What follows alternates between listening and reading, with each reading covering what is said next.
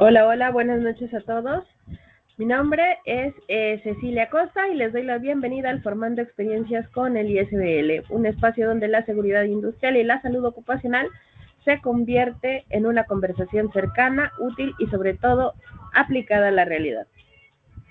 Este lunes nos acompaña el ingeniero Alfredo Moreno, consultor del ISBL, especialista en gestión integral del riesgo, con un tema fundamental para mejorar nuestra respuesta ante incidentes: barreras del idioma, cultura y discapacidad en emergencia. Porque sí, aquí creemos que la seguridad no es un trámite, es una experiencia que se construye todos los días. Recuerden que pueden seguirnos en nuestras redes sociales como ISBLMX y vernos en vivo cada lunes en nuestro canal de YouTube en punto de las 8 de la noche. Pónganse cómodos, pónganse seguros y comenzamos. Buenas noches, Alfredito, ¿cómo estás? ¿Qué tal, Ceci? Buenas noches, muy bien, gracias. ¿Y tú? No, pues súper bien, créeme que aquí es un placer contar contigo. Y bueno, aprovechando para felicitarte porque sabemos que acaba de pasar tu cumpleaños hace unos días, pero pues eres parte fundamental de nuestro equipo de trabajo y siempre vas a ser bienvenido, así que espero que en tus vacaciones te la pases bien a todo dar y que sigas festejando a lo grande. Muchas gracias, Ceci. Un gusto saber que me encuentro en un equipo donde siempre me he sido muy bien recibido, donde siempre se ha contado con el apoyo de todos y donde hemos sabido trabajar en conjunto, ¿no? Claro que sí. Precisamente vamos a platicar un poquito de eso el día de hoy. El tema creo que es bastante importante porque si ya el tema de la comunicación efectiva es complicado. Ahora imagínate cuando hablas un idioma o una lengua que no cualquiera domina, ¿no? Eso es bastante complicado y sobre todo en la gestión integral del riesgo. Entonces, no voy a quitarte más tu tiempo. Si quieres, te cedo los micrófonos y la pantalla y comencemos. Perfecto, muchas gracias y comparto pantalla. ¿Qué tal a todos? Muy buenas noches. Un gusto verlos aquí en este nuevo Formando Experiencias con el ISBL. Y bueno, pues justamente como mencionaba la licenciada Cecilia, es un tema muy importante, un tema que nos llega a generar cierta intriga, que muchas veces no sabemos cómo abordar las barreras del idioma, la cultura y la discapacidad en emergencias.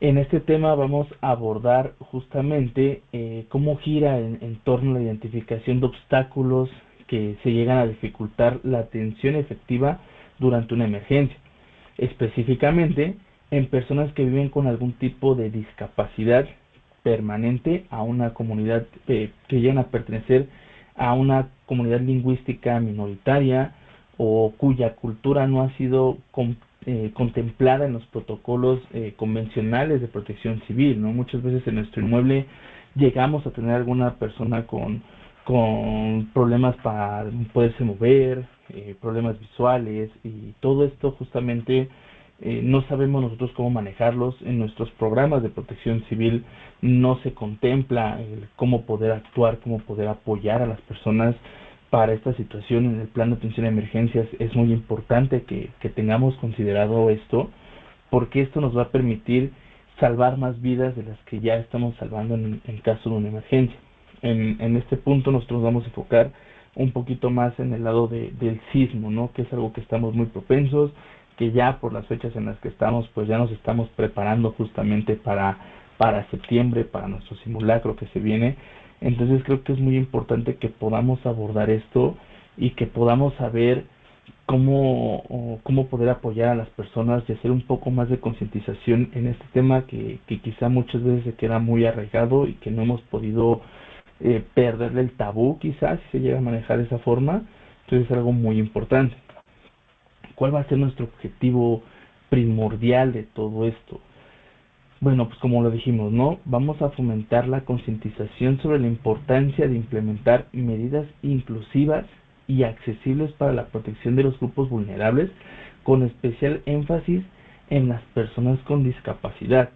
Queremos que quienes participen puedan lograr identificar las necesidades específicas de cómo actuar antes, durante y después de un sismo. Es muy importante que consideremos tanto los aspectos normativos como los aspectos humanos. a través del análisis de las leyes, de las normas, de las buenas prácticas que debemos de tener, vamos a buscar que se pueda adoptar una visión de inclusión que logre fortalecer su rol dentro de la comunicación y con esto poder tener una mejor comunidad y poder estar más organizados nosotros también. Es importante que tengamos en cuenta que sí contamos con fundamentos normativos y documentales que nos pueden apoyar, que nos pueden llegar a servir de referencia como una guía, pero muchas veces desconocemos sobre ellos, no los llegamos a abordar como deberíamos y los llegamos a pasar de largo porque, como lo comentamos, ¿no? Muchas veces no tenemos esa concientización o no sabemos cómo actuar con una persona de discapacidad, no lo investigamos un poco. Entonces aquí tenemos unos pocos fundamentos normativos, como lo es la Ley General de Protección Civil. En el artículo 2, la fracción 21, nos define el concepto de grupos vulnerables como sujetos que requieren medidas especiales de protección ante una emergencia o un desastre. También en el artículo 2, en la fracción 1, nos dice que se establecen los principios de coordinación entre órdenes de gobierno en materia de protección civil. En el artículo 39 nos va a decir que se obliga a que los planes de protección civil consideren la atención diferenciada a personas vulnerables, incluyendo las personas con algún tipo de discapacidad. O sea, se dan cuenta que ya Protección Civil nos lo está pidiendo y ya es una obligación que nuestro plan de atención cuente con cómo poder abordar, cómo poder apoyar a las personas e incluso nos da las medidas que podemos llegar a tomar. En la Ley General para la Inclusión de las Personas con Discapacidad, también en el artículo 1 nos establece el objetivo de la ley para garantizar condiciones de igualdad ante personas con discapacidad. En el artículo 2 nos va a definir quiénes son consideradas personas con discapacidad y reconocer su derecho a la accesibilidad, la igualdad y la participación. En el artículo 9 nos va a obligar a eliminar barreras y garantizar accesibilidad en todos los ámbitos, incluyendo las emergencias. En el artículo 29 nos va a establecer la obligación de garantizar ajustes razonables y medidas de accesibilidad universal, incluida la comunicación accesible ante una emergencia. En la norma 003 de CEGOP, 08, de CEGOP, nos va a establecer que hay personas con discapacidad, acciones de prevención y condiciones de seguridad en materia de protección civil en situaciones de emergencia. También nos va a establecer que se debe de disponer de obligaciones para priorizar la atención de personas con discapacidad en todos los procesos de protección civil, que se debe de capacitar específicamente dirigida a las brigadas y voluntarios sobre el trato digno e inclusión. También nos dice que deben de existir acciones preventivas y medidas de seguridad adaptadas en inmuebles, establecimientos y espacios públicos, incluyendo rutas seguras y accesibles. Y bueno, también tenemos la norma 034 del STPS 2016, donde justamente nos habla sobre las condiciones de seguridad para el acceso y desarrollo de actividades de trabajadores con discapacidad en nuestro centro de trabajo. Aquí ya nos va dando las medidas que debemos estar implementando en nuestro centro de trabajo justamente para que sea un lugar, una estación segura y acorde a las necesidades de estas personas. Entonces es muy importante que tengamos en cuenta que los fundamentos normativos nos van a permitir poder tener una referencia de cómo podemos apoyarlos en nuestro centro de trabajo o incluso en nuestro día a día para hacerlo todo esto de manera inclusiva y que no estemos excluyendo a las personas, que eso es un tema ya muy importante. Entonces es muy importante que tengamos en cuenta esto. Ahora, muy bien, ¿qué es un grupo vulnerable o quiénes son los grupos vulnerables? Bueno, primero que nada es fundamental que podamos identificar con claridad a quiénes nos referimos cuando llegamos a hablar de grupos vulnerables. Este concepto va a incluir a todas aquellas personas que por su condición física, mental, social o circunstancias específicas lleguen a enfrentar mayores barreras para protegerse o responder ante una emergencia. Nos referimos, por ejemplo, a, no sé, personas con discapacidad motriz, discapacidad visual, auditiva o incluso intelectual, a adultos mayores, personas de la tercera edad, niñas y niños, las personas que son menores de edad, mujeres embarazadas, personas con enfermedades crónicas o enfermedades temporales, las personas en situación de calle, personas indígenas, migrantes o con barreras lingüísticas. Y esto es muy importante, que nosotros logremos reconocer estas diversidades en primeros pasos para poder construir estrategias de evacuación y apoyo que realmente funcione. Si no contemplamos sus condiciones desde el diseño de los planes, los estamos dejando desprotegidos. Ya tenemos el concepto de, bueno, ¿quiénes son los grupos vulnerables? Es importante que tengamos en cuenta que tenemos que saber cómo abordarlos, ¿no? Una persona embarazada no tiene la misma movilidad que un niño, una niña. Es importante que tengamos esto claro, ¿no? Que nosotros, si los queremos apoyar, cada uno de estas personas pertenecientes a los grupos vulnerables van a tener una forma de actuar, una forma de respuesta muy diferente, y eso es importante. Por eso es que se les hace hincapié en que contemplemos sus condiciones en el diseño de los planes, y de esta forma poderlos mantener protegidos a todos ellos.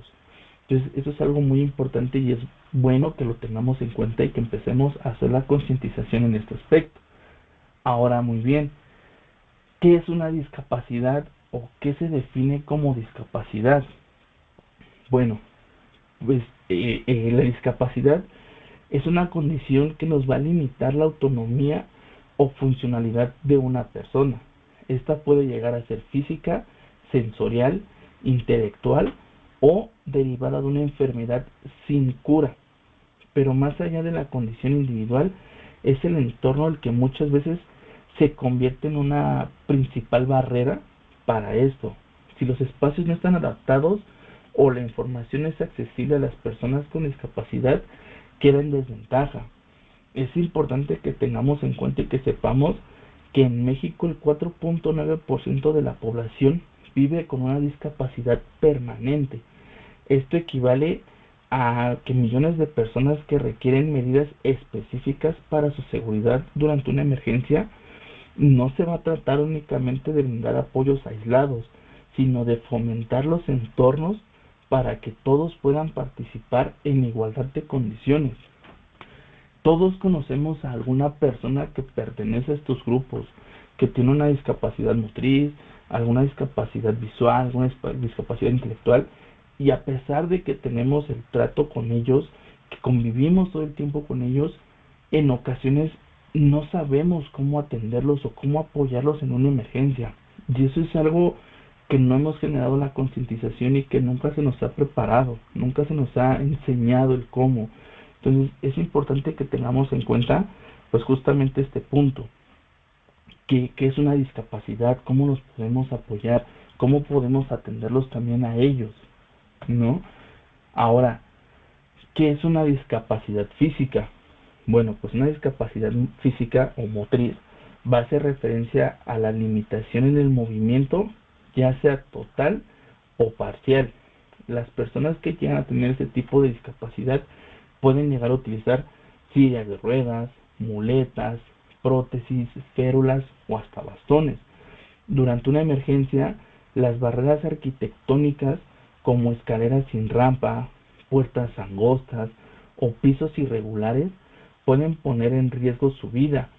Por ello es muy fundamental que contemos con rutas de evacuación accesibles para personal y personal capacitado para asistirlas, y planes específicos que contemplen su movilidad.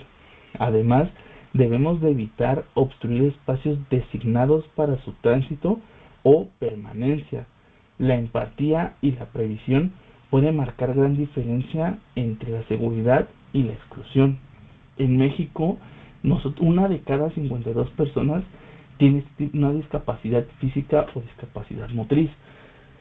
Aquí les voy a contar una pequeña anécdota, pequeña experiencia personal que me llegó a ocurrir. Yo cuando estudiaba en la preparatoria tenía un amigo, él tiene relativamente poco tiempo que acaba de fallecer, el cual no tenía una extremidad.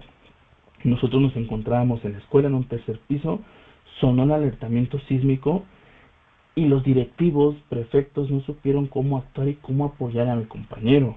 Lo que nosotros consideramos quizá en ese momento lo más lógico y lo más razonable fue cargarlo para poderlo bajar.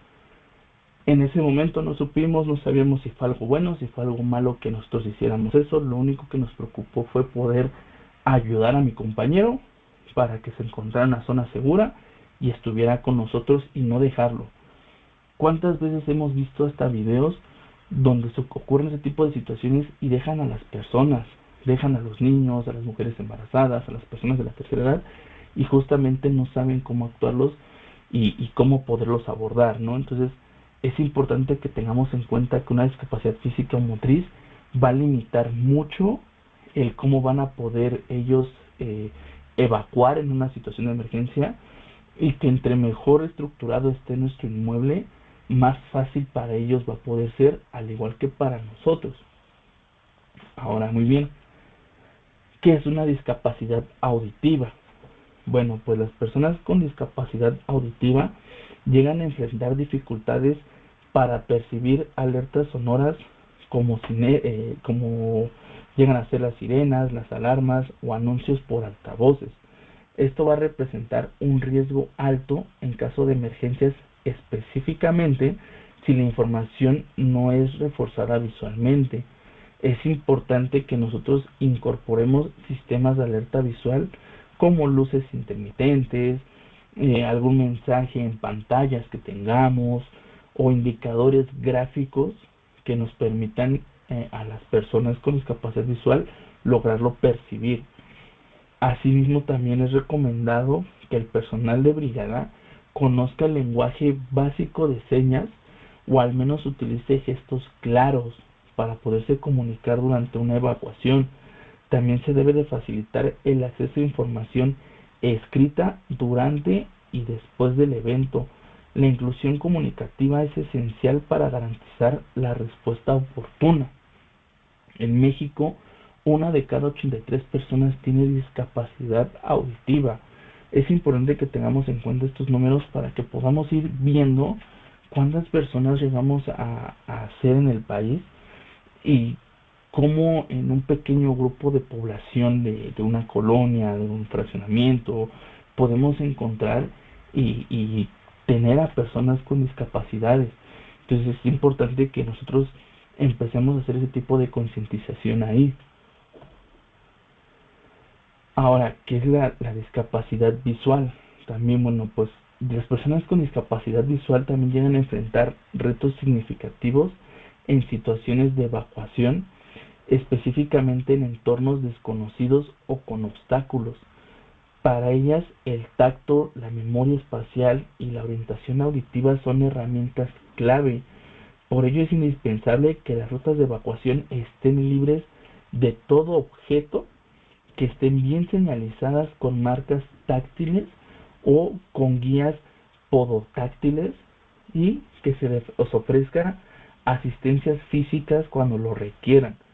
Las instrucciones verbales deben de ser claras y directas. Además, el entrenamiento previo mediante simulacros les permite familiarizarse con las rutas y puntos de seguridad. Una evacuación incluyente no solo les protege, sino que también va a fortalecer la preparación general de todo el grupo. En México, una de cada 33 personas tiene discapacidad visual.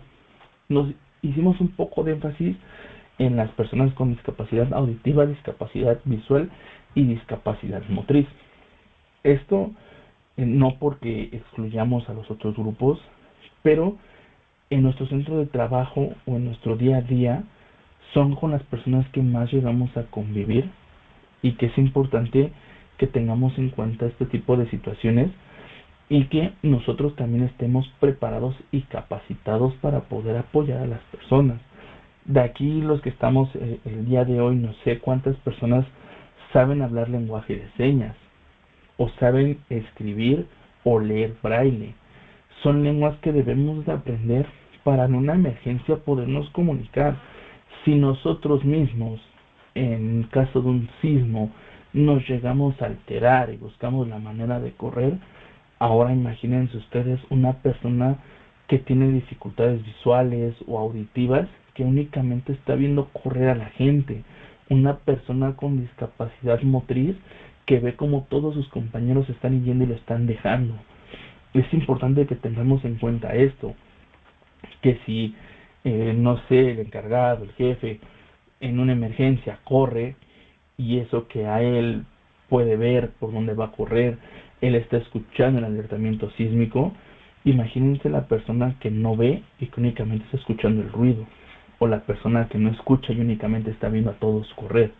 No sabemos o no saben cómo actuar, no sabemos cómo acercarnos con ellos, y es importante que, ya que tenemos este concepto o este conocimiento de las discapacidades, nosotros podamos aprender estas lenguas para podernos comunicar. Si en nuestro centro de trabajo hay una persona con discapacidad visual, podamos nosotros también liberarle los espacios de tránsito para que en una emergencia también ellos puedan lograr evacuar. Entonces, esto es muy importante que lo tengamos en cuenta y que lo empecemos a implementar en nuestro centro de trabajo. De igual manera, hay medidas preventivas que debemos de empezar a implementar antes de un sismo.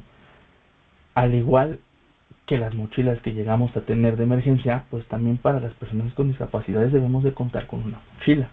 Entonces es muy importante tener en cuenta que la prevención es la herramienta más efectiva que nosotros vamos a tener para disminuir los riesgos durante una emergencia. Debemos de estar preparados antes de que ocurra un sismo. Los sismos nos va a dar la oportunidad de salvar vidas, de poder proteger a los más vulnerables y responder con una mayor eficacia.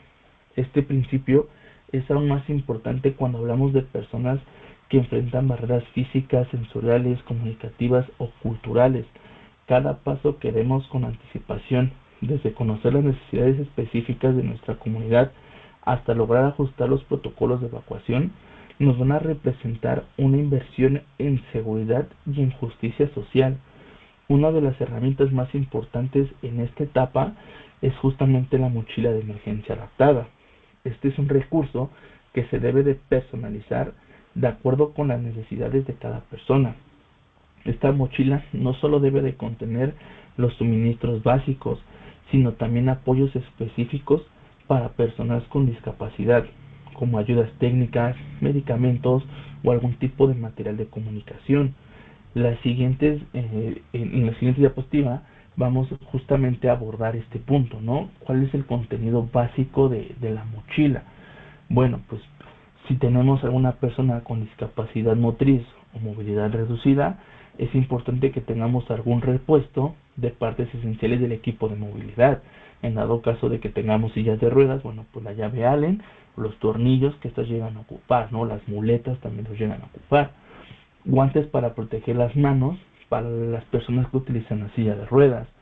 Un manual de instrucciones del equipo de apoyo si este llegara a aplicar. Para las personas con discapacidad auditiva, es importante que tengamos papel, pluma y marcadores para poderse comunicar por escrito. Un manual o un pictograma básico de emergencias en caso de que no se pueda usar el lenguaje de señas. Cargador y repuestos de pilas para los audífonos o implantes cocleares. Es importante que tengamos también estos repuestos. Para las personas con discapacidad visual, bueno, el bastón de rastreo o bastón blanco de emergencia, los dispositivos parlantes o rotulado en braille y las tarjetas con contactos de emergencias impresos en braille o en letras grandes. Esto que aquí vemos no es 100% lo que únicamente debemos de contar, es lo mínimo con lo que la mochila debe de tener. Es importante que nosotros ya sabemos, si tenemos algún familiar, sabemos qué ocupa, qué es lo básico indispensable para ellos, para su día a día. Entonces, todo ese contenido que es lo básico indispensable para ellos en el día a día, es lo que esta mochila de emergencias debe de contener. Aparte de los documentos, de alimentos, de lámparas, de fósforos, de utensilios para el aseo personal, aparte de todo eso, nuestra mochila debe de contener este tipo de insumos para poder apoyar a las personas, para que ellos también estén bien y estén cómodos y no estén batallando tampoco. Entonces es importante que tengamos en cuenta eso. Ahora, además de las mochilas, también hay otras medidas esenciales para fortalecer la prevención. Una de ellas es que contemos con sistemas de alerta temprana accesibles. Estos sistemas deben incluir señales visuales como luces intermitentes, mensajes auditivos claros y aplicaciones móviles con funciones adaptadas. Otra medida también crucial es que podamos realizar los simulacros inclusivos. ¿Qué quiere decir esto? Que durante la práctica de evacuación que incluyamos a todas las personas, considerando sus tiempos, sus necesidades y sus capacidades. Las adecuaciones del entorno también son fundamentales, que podamos contar con rampas de emergencia, con espacios libres de obstáculos, que estén señalizados, que sean accesibles. Todo esto debe de ser parte de cualquier espacio seguro donde nos vamos a dirigir. Por último, es importante también sensibilizar a toda la comunidad sobre la importancia de la inclusión y de prestar ayuda oportuna puede llegar a salvar vidas. La prevención es una tarea compartida. Es importante que tengamos en cuenta eso. También la prevención pues va a ser el primer paso, ¿no? Para poder reducir los riesgos durante un sismo. Cuando se trata de proteger a las personas en situaciones vulnerables, es muy importante también que nosotros tengamos en cuenta las siguientes medidas, ¿no? La primera va a ser la identificación de personas vulnerables dentro de nuestro entorno. Quién tiene discapacidad, quién necesita asistencia para movilizarse, quién no habla el idioma predominante, o presenta alguna limitación sensorial. Este registro debe actualizarse periódicamente y mantenerse accesible para quienes integran las brigadas. También en nuestro centro de trabajo muchas veces llegamos a pasar listas, tenemos el registro de quiénes son los visitantes. También ahí se puede llegar a incluir si llegó algún visitante que necesita algún tipo de apoyo, también lo debemos de incluir y también se debe de contabilizar cuando llega a ocurrir alguna emergencia. También es importante que la difusión de información debe de ser accesible. ¿Por qué? Porque esto va a significar que todas las personas, sin importar su condición, deben de conocer qué hacer en caso de una emergencia. Se deben de generar materiales impresos y digitales en formatos comprensibles, textos en lenguajes sencillos, en pictogramas, braille, videos con lenguaje de señas o con subtítulos e instrucciones grabadas en audio. Esta información va a poder entregarse de forma anticipada y repetida como parte de una estrategia de educación continua. También es importante que nuestras brigadas estén capacitadas y se cuente con personal de apoyo. Ellos van a conocer no solo las rutas de evacuación, sino también las técnicas de asistencia para cada tipo de discapacidad. Van a saber cómo ayudar sin imponerse. También es importante la forma en la que nos vamos a dirigir. No podemos hablar feo, no podemos gritar, independientemente de que sean una persona con discapacidad. En una emergencia nosotros no podemos sobreponernos ni alterar más a las personas, y eso es algo muy importante. También debemos de saber cómo guiar a una persona con discapacidad visual o cómo poder calmar a alguien que pudiera tener una discapacidad cognitiva, para poder marcar la diferencia entre una evacuación exitosa y una situación de alto riesgo. Y por último, pues es indispensable realizar simulacros regulares con enfoque inclusivo, en los que participemos todas las personas sin excepción. En estos ejercicios, pues justamente no vamos a poder hacer la evaluación de los tiempos de respuesta que vamos a tener, la claridad de la comunicación y la efectividad de las rutas y señales que estamos empezando a implementar.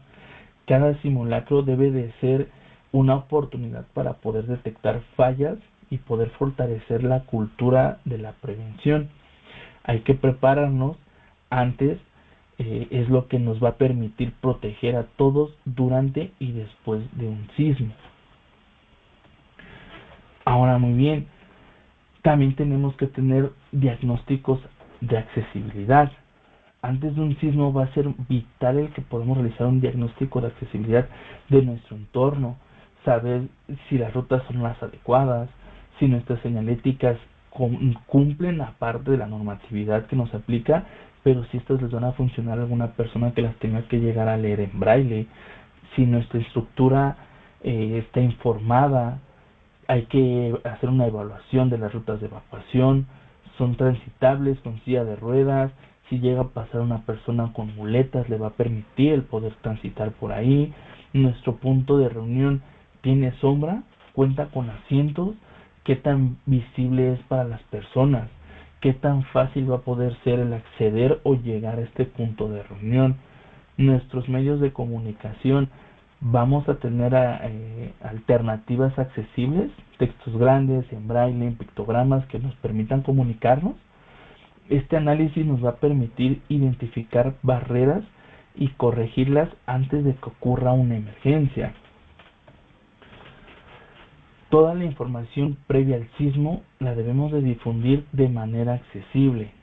Uso de lenguaje de señas mexicanas en videos, si en dado caso de que nosotros no sepamos, podemos utilizar ya videos, guías impresas en lectura fácil o en braille, materiales digitales accesibles que sean compatibles con lectores de pantalla, que se pueda promover el conocimiento informado de los planes de evacuación, las rutas y los roles que vamos a desempeñar, respetando la diversidad de capacidades.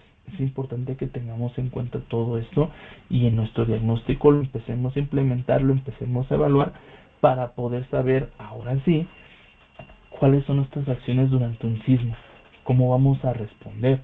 Entonces, es importante que tengamos en cuenta que durante un sismo la prioridad siempre va a ser proteger la vida. En el caso de personas vulnerables, esto va a implicar el apoyarlas sin causarles más daño. Hay que mantener la calma, ese siempre va a ser nuestro primer paso. Tenemos que seguir las instrucciones claras, tanto nosotros como brindarlas de manera clara a las personas. Hay que ser de manera concisas y si es necesario apoyarse en señas o gestos para quienes no puedan oírlos, lo tenemos que realizar. La ayuda física debe hacerse correctamente, no debemos de jalar de los brazos o hacer movimientos bruscos, específicamente con las personas que tengan una discapacidad móvil. Se debe de seguir técnicas seguras como sujetar debajo de los brazos o permitir que las personas indiquen cómo desean ser asistidas. Muchas veces las personas nos llegan a tomar del hombro. ¿Por qué? Porque para ellos eso es una manera más segura y más eficiente para poderse trasladar y está permitido y es válido que lo permitamos que lo hagan en estas acciones, en estos momentos durante una emergencia, porque esto nos va a permitir justamente que ellos se sientan más seguros y más confiados de lo que estamos realizando. También debemos de priorizar las rutas accesibles para salir de zonas peligrosas. Cada segundo cuenta y la coordinación efectiva nos va a ayudar a salvar vidas. Es importante que nosotros estamos diario en el centro de trabajo, ya conocemos cuál es la ruta más eficiente, sí, pero para nosotros, ¿no? Yo que no tengo algún tipo de discapacidad, pues obviamente voy a poder brincar algo, voy a poder rodear algo, voy a poder esquivar cualquier obstáculo. Pero en estas situaciones con una persona de grupo vulnerable, pues va a ser un poco más complicado. Entonces no lo vamos a poder trasladar por la ruta de evacuación que nosotros diario conocemos o que ya identificamos. No, tenemos que guiarlo por la ruta de evacuación que sea más eficiente y segura para ellos también. También es importante que tengamos en cuenta que el uso de la comunicación alternativa, como las luces intermitentes o las vibraciones, pueden llegar a ser de utilidad para quienes no perciben señales sonoras. Cada segundo nos va a apoyar en esto, ¿no? Por lo que la coordinación eficiente entre los brigadistas y la comunidad es esencial para garantizar una evacuación inclusiva y efectiva. La comunicación inclusiva durante un sismo es fundamental en momentos críticos. Durante un sismo, muchas personas van a poder entrar en pánico o quedar desorientadas por completo. Para las personas que llegan a tener dificultad auditiva o con discapacidad cognitiva, una alarma sonora no es suficiente. Se debe de emplear señales visuales, vibraciones o incluso el contacto físico, todo con respeto y con la debida educación que debe de ser. Esto para poder llamar la atención. También es útil tener pictogramas a la mano con mensajes escritos o intérpretes capacitados para poder notificar sobre lo que está sucediendo. La información se debe de dar de manera breve, precisa y repetida si es necesario. El objetivo es que todos comprendan lo que ocurre y sepan qué hacer. Cuando la comunicación es inclusiva, la respuesta es más eficiente. Es importante que tengamos en cuenta estos puntos. Ahora, muy bien, ¿cuáles van a ser nuestras acciones posteriores a un sismo? Bueno, pues después del sismo es crucial que realicemos una evaluación rápida de las condiciones físicas y emocionales de los grupos vulnerables. Como lo hemos mencionado, si para nosotros que estamos viendo, escuchando, podemos movernos sin ningún problema, una emergencia o el alertamiento sísmico nos altera y nos pone mal, incluso hasta hay personas que llegan a estar en estado de shock. Imagínense para una persona que únicamente vio correr a todos o que escuchaban los gritos únicamente. Esto emocionalmente llega a repercutir más. Entonces es importante que nosotros podamos acercarnos para brindarles el apoyo emocional que se llega a requerir en estas situaciones. En términos físicos, debemos de revisar lesiones visibles, dificultades respiratorias, alguna fractura o alguna contusión que pudieran llegar a tener. Si vamos a implementar los primeros auxilios básicos, es importante que tengamos en cuenta también qué tanto podemos llegar a implementar.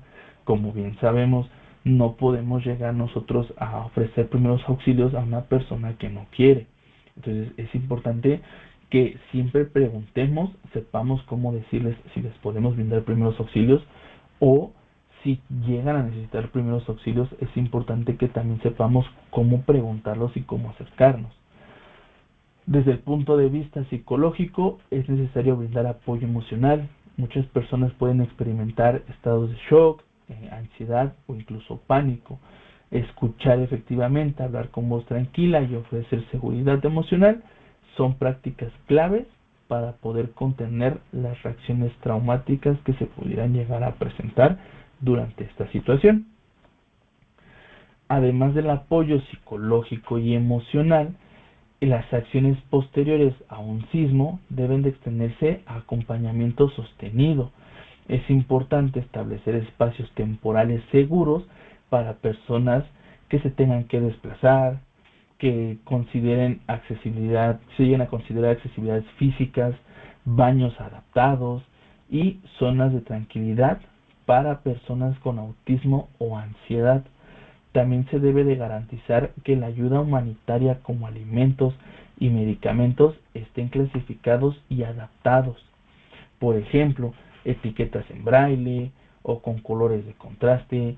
Eso nos ayuda mucho. Sabemos que es algo que las empresas deberían de hacer, deberían de empezar a implementar también.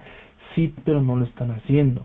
Pero si nosotros lo podemos empezar a implementar cuando lleguemos a apoyar, pues creo que esto podría empezar a generar la concientización y empezar a ser una sociedad más altruista que nos pueda ayudar mucho, ¿no? Es muy importante también que a nivel emocional se recomiende dar el seguimiento psicológico individual o grupal, especialmente para personas que vivan con algún tipo de trastorno previo. Las autoridades, instituciones y organizaciones sociales deben de trabajar de forma coordinada para asegurar que la recuperación post-desastre también sea incluyente. Es importante tener en cuenta que las señalizaciones accesibles es uno de los elementos más visibles y a veces más olvidados. En la inclusión durante una emergencia, una señal debe de ser entendible por todas las personas sin importar si éstas tienen una discapacidad visual, auditiva o intelectual. Esto va a implicar que nosotros utilicemos símbolos universales, colores de alto contraste, que tengamos textos en braille, materiales fotoluminiscentes. Además de todo esto, la ubicación de las señales deben de estar pensadas estratégicamente a una altura visual, incluso en condiciones de poca luz. Es importante que tengamos en cuenta que sí, nuestra norma oficial mexicana, la norma 26, nos da unos parámetros mínimos que debemos de cumplir, donde debemos de colocar los señalamientos. Sí, pero si tenemos a una persona en silla de ruedas, la norma no está contemplada en ese punto. La norma no nos dice alguna excepción. La norma nos dice aquí deben de ir y se acabó. Pero si tenemos una persona en silla de ruedas, pues creo que lo recomendable sería poder bajar nuestra señalización, ¿no? Que también sea visible para las personas que lo lleguen a requerir. La combinación de la información visual, táctica y auditiva nos va a garantizar que todas las personas puedan identificar salidas, zonas de seguridad, extintores si se llegara a ocupar, los puntos de encuentro. Todo esto nos va a permitir, pues, no solo orientar, sino también nos va a transmitir seguridad y previsión para todos, que todos estemos seguros, que todos sepamos cómo actuar, que todos sepamos dónde y cómo dirigirnos. O sea, también el que tengamos la señalización correcta en cumplimiento con nuestra norma, pero inclusiva, nos va a ayudar mucho a todas las personas. Es importante también que los protocolos de evacuación deben de garantizar que todas las personas puedan salir seguras de un edificio o de una zona de riesgo, sin importar su condición física o sensorial. Esto va a requerir que tengamos rutas de evacuación amplias, libres de obstáculos y equipadas con rampas, barandales y zonas de descanso. Igual, si como pueden ver en la imagen, pues ya existen sillas que nos permiten apoyar a las personas para poder hacer una evacuación. Estas sillas nos facilitan mucho al momento de nosotros utilizar las escaleras de emergencia para poder trasladar a alguna persona con discapacidad motriz, alguna persona de la tercera edad, alguna mujer embarazada. Esto nos va a apoyar mucho y nos va a servir mucho. Entonces, es importante que se pueda identificar también una zona segura, la cual sea accesible y pueda establecer puntos de encuentro claros donde se pueda brindar asistencia. En edificios altos debemos de considerar áreas de espera seguras para personas que no puedan usar las escaleras. La evacuación asistida debe de ser contemplada y practicada por los brigadistas capacitados.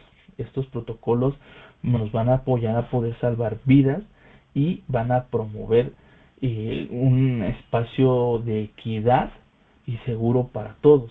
Es importante que tengamos en cuenta y por qué se hace mención de que se deben de capacitar a las personas para poder hacer este tipo de evacuaciones, porque consideremos el peso de una persona promedio y luego el peso de estas sillas que nos llegan a apoyar. Es mucho lo que vamos a estar bajando. Así sean 2, 3 pisos, llega a ser cansado. Si incluso nosotros sin cargar nada o sin estar haciendo ningún tipo de esfuerzo nos llegamos a cansar al momento de hacer la evacuación, ahora cargando a una persona más con una silla que llega a pesar más, es algo ya considerable, ¿no? Ya es un peso más grande que nosotros traemos y por eso es importante que se hagan las capacitaciones utilizando estos equipos para ver quién es la persona adecuada para podernos apoyar a hacer ese tipo de evacuaciones. Está bien que nos apoyemos entre todos, que entre todos querramos hacer lo correcto, pero en lugar de poner a la persona segura, la estamos poniendo en riesgo. Entonces es importante que quien lo vaya a apoyar esté consciente que no lo va a dejar tirado después de un piso, y me voy. No, es hasta que lleguemos a nuestra zona segura y a nuestro punto de reunión. También es importante tener buenas prácticas institucionales. Volvemos a hacer hincapié en el tema de los simulacros, ¿no? El simulacro va a tener sentido si incluye a toda la comunidad. La práctica de evacuación debe de incorporar instrucciones orales, escritas y visuales, las cuales deben de asignarse al personal que acompaña a personas con discapacidad y considerar el ritmo de las personas para el momento de desplazamiento. Además, al terminar el simulacro, bueno, pues es importante que podamos recolectar opiniones de quienes se enfrentan más barreras para saber cómo funcionó, qué les pareció, qué mejorarían o qué se puede llegar a implementar. Estos ejercicios no solo nos van a servir para prepararnos, sino también para poder identificar y corregir fallas en los planes de emergencia. Es importante que tengamos en cuenta esto, que los simulacros nos van a apoyar mucho al momento de cómo actuar y qué es lo que vamos a estar haciendo y cómo lo vamos a estar haciendo, y si las medidas que estamos implementando son las correctas o si hay que mejorarlas. Es importante que lo sepamos. También es importante que las instituciones promuevan la inclusión en sus protocolos y operaciones generales, un entorno más seguro y más humano. Algunas buenas prácticas pues son justamente capacitar continuamente al personal en temas de accesibilidad, adaptar nuestra infraestructura física, desarrollar materiales de comunicación que sean de manera accesible estos también, establecer alianzas con asociaciones de personas con discapacidad y poder realizar evacuaciones de riesgo con enfoques incluyentes.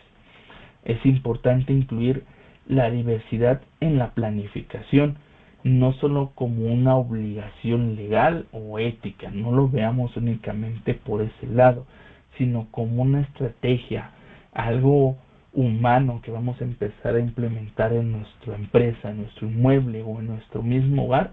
Es importante que lo veamos de esta manera.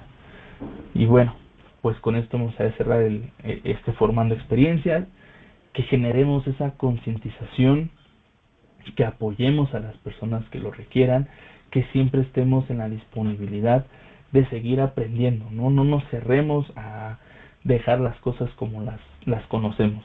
Sigamos aprendiendo, sigamos adaptando este mundo para todos, porque una pregunta que me gustaría hacerles y dejarles de tarea es: ¿se han preguntado cómo sería el mundo si no fuera diseñado para ustedes?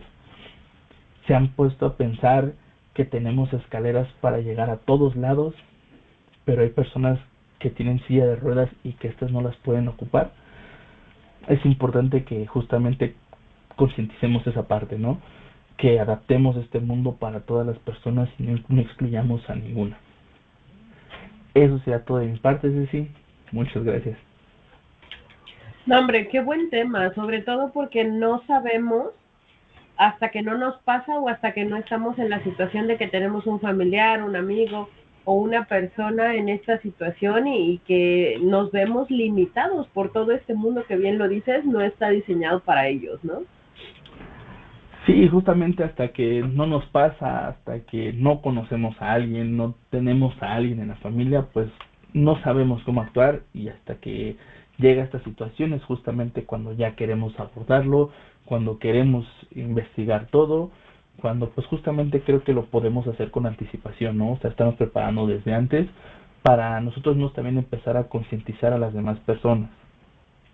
Claro, y sobre todo porque lejos de que sea una cuestión únicamente de que porque querramos hacerlo, porque tenemos esta buena intención, digo, el fundamento normativo que nos mostraste es bastante amplio, que nos dan la obligación de ya tenerlo considerado. Entonces no es si queremos, no es si podemos, es que tenemos la obligación de hacerlo, ¿no?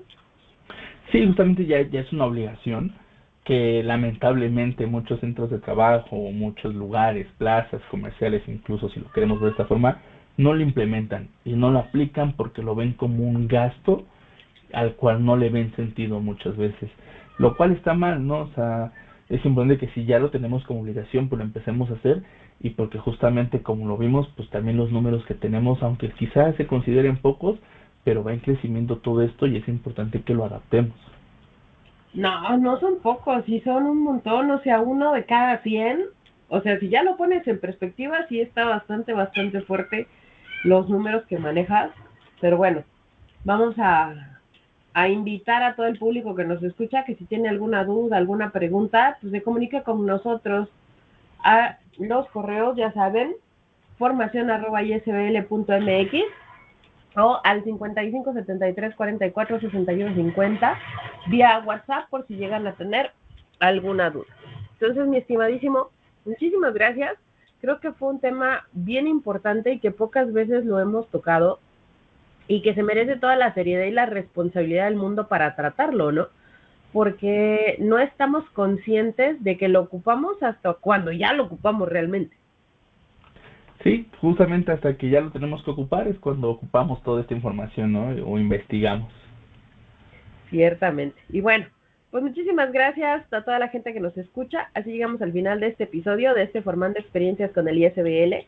Agradecemos profundamente al ingeniero Alfredo Moreno por compartirnos su visión y experiencia sobre este tema tan necesario como lo es las barreras del idioma, cultura y discapacidad en emergencia. Recordemos que una respuesta efectiva también implica inclusión y empatía.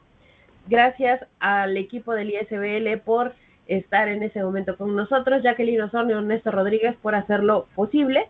Y recuerden seguirnos en nuestras redes sociales, nos encuentran como ISBL MX. Esto fue el Formando Experiencias, yo me despido, Cecilia Costa a sus órdenes y recuerden que este es el espacio donde la seguridad y la salud se viven, se sienten y se comparten. Hasta la próxima amigos y recuerden siempre que la seguridad también es inclusión. Gracias.